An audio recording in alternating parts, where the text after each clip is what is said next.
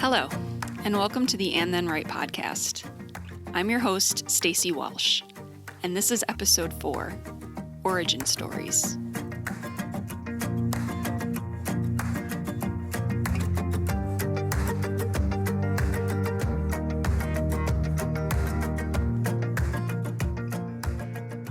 Thank you for joining me again today. Today I'll be discussing origin stories. When it comes to superheroes, we eat up their origin stories. Where did they come from? What happened to them? How did they acquire their superpowers? This is all well and good, but I want to know where writers come from. Well, now you're probably asking yourself, where do writers come from?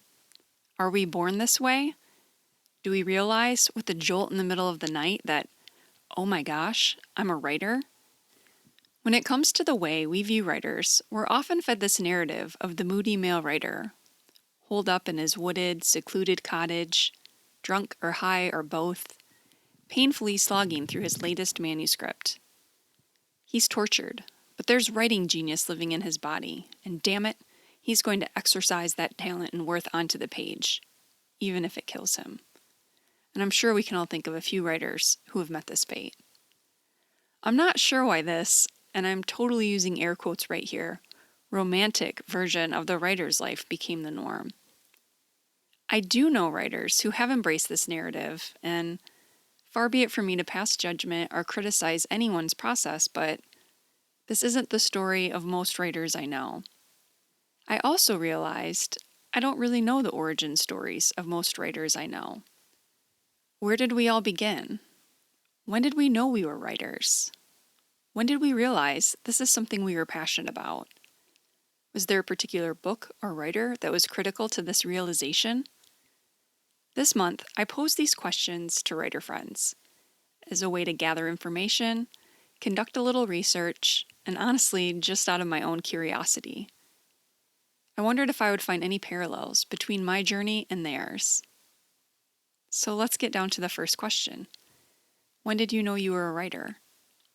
For me, I started keeping a journal when I was 8 or 9. I would make up stories, often fairy tale-like in nature, where the young girl would triumph over whatever challenge was being put in front of her. The girl was always a version of me, and the challenges were some kind of exaggerated version of issues in my life. In school during this time, we were taught a mnemonic device to differentiate between fiction and nonfiction.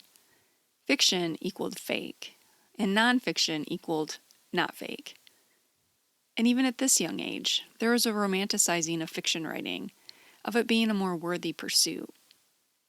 Nonfiction was just writing down real shit that happened to you, and the consensus at this point was, who cares about that? Or it was presented as writing around a topic that would probably involve research, and that's just boring. So, in my early years of writing, when my tendency and desire was to write nonfiction, I often felt I had to push that feeling away and work harder to write fiction, because that's what people really wanted, or so I thought. Beyond all that, I don't know why I wrote. I wasn't doing it to share with people. I wasn't doing it to get better at it. It was just what I did, because I could. And it never occurred, nor was it presented to me, that I could pursue writing or a writing-related skill as an occupation. One of my favorite responses to this question came from my friend Scott, who began with, "I don't know if I know I'm a writer," and I really resonated with that. He also went on to say, based on certain criteria that equates to writing to awards or book sales and the like. It's become evident that for many writers, it's the process, not necessarily the end result, that drives us forward, or at least it's what did initially. Several of the responses I received detailed how writing was something done for fun as kids. My friend Nick shared a sentiment I could relate to. I was writing before I even knew I was a writer, and so it's always just felt to me like something that everybody does. And it still surprises me that some people don't have a similar creative outlet. This made me laugh. I remember as a child thinking everyone must hole up in their room, writing and drawing and creating stories. And I also remember being so perplexed when I learned that some people actually dislike writing, or even claim to hate it. How can this be? And so, while many of us realized early on that we were writers, even if we didn't know what that meant exactly or what we'd do with this interest, my friend Chris had a different take on this question. The first time I felt I was a writer was the first time I got paid for writing something. I sold a short screenplay for a very small amount of money. I didn't really think much about the sale part of that or the money at the time, but I told my dad about it and he said, "So you're a professional writer now?" I questioned that and he told me that if I got paid to write, I was a professional writer. I suddenly felt like a real writer after that. I appreciated him bringing this up because there is a definite shift that happens in that space between writing for the sake of writing and then sharing writing, sometimes with the hope that you'll actually get paid for your work. I remember the first creative piece I sold. I couldn't believe someone was going to pay me to publish a story of mine in their magazine. I'm happy to hear that Chris felt like a real writer after that, because my response was not as positive. I was petrified that people would read my writing and think I wasn't a very good writer. This was partly due to the fact that I knew the work they were paying for wasn't my very best writing. And in some ways, this shift was difficult for me because it made me much more aware of audience, that I was now writing to and for someone else, not just for my own self-satisfaction. For a stretch, it made me much more self-conscious in my approach, so much so that I felt inhibited or blocked when trying to create anything new. Fortunately, this phase didn't last too long. My second question was a variation on the first. How or when did you realize writing was something you were passionate about? My friend Scott shared, "I realized I was passionate about writing at about the same time I realized I loved comic books, especially when I could read what was in the dialogue balloons. There's always been something magical about reading and writing, the escape, the creation, all going on in that imagination machine that, for me, usually has a dark alley, a black door, and a subterranean mecca of stories. That said, I think what really informed me that I might be able to write was trying to keep a journal, writing things down, either adventures and travel or the birth and young years of my children, or even the passing of a beloved canine.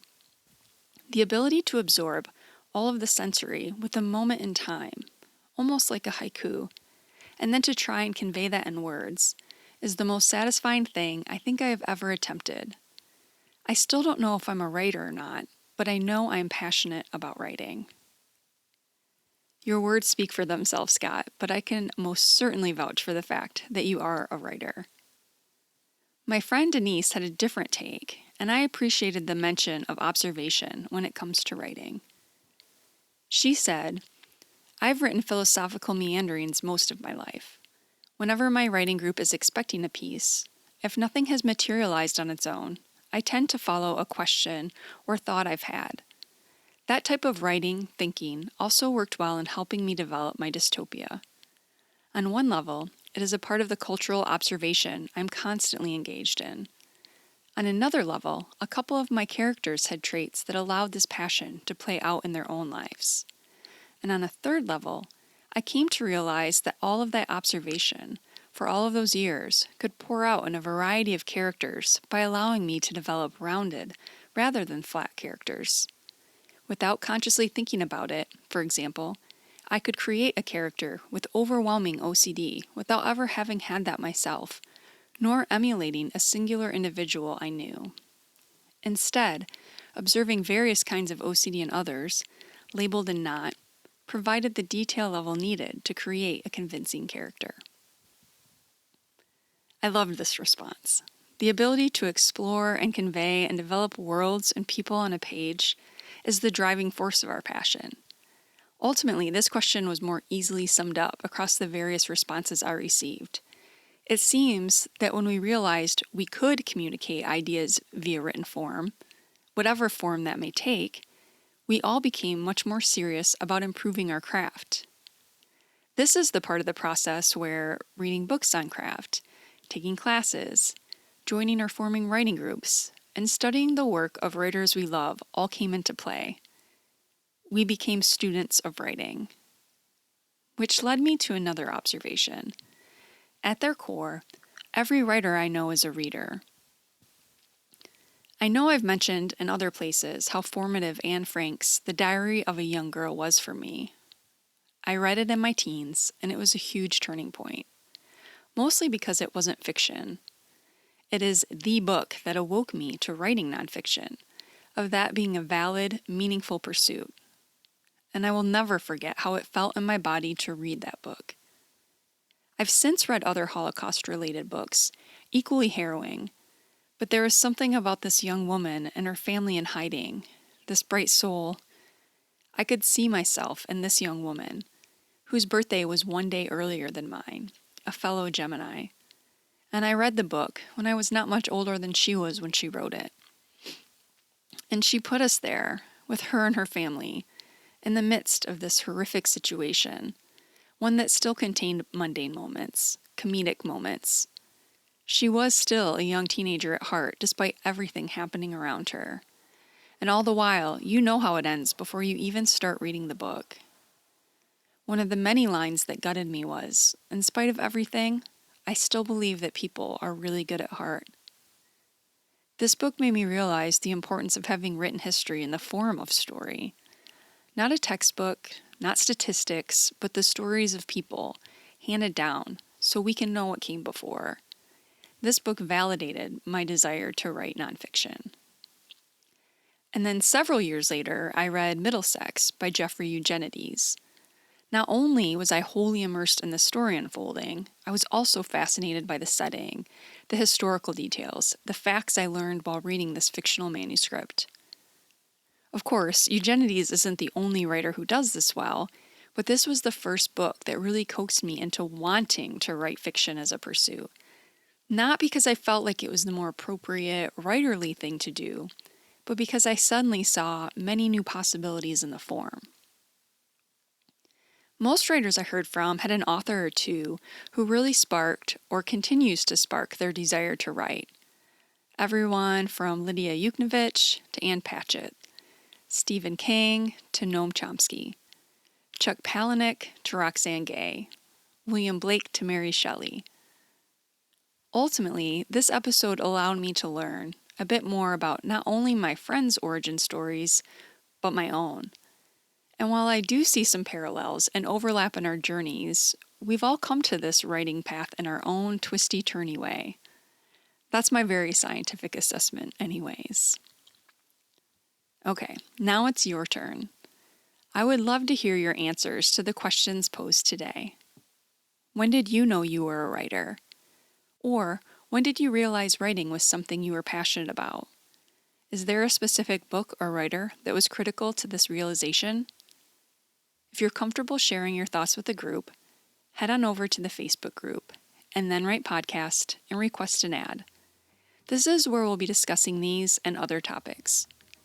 If you'd rather message me directly, feel free to email me at andthenwrite@gmail.com. Thank you for listening today. I hope you'll join me again in a few weeks for episode 5.